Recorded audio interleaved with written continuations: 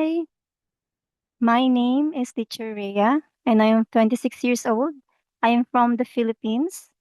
I have been teaching one on one English reading for more than 1 year and 3 years as an ASL teacher when I was in college.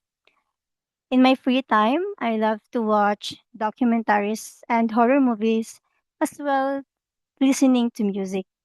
I completed my TESOL and TFL certificates to make sure that I have the necessary qualifications and training to effectively teach English. My role as a teacher is to support my students. However, we know that learning a language requires more effort and practice from my students as well. So I always encourage my students to participate actively in class, ask more questions, and practice their English outside of our lessons. So I want my students to think of me not just as their teacher, but also as their friend who is here to help however I can.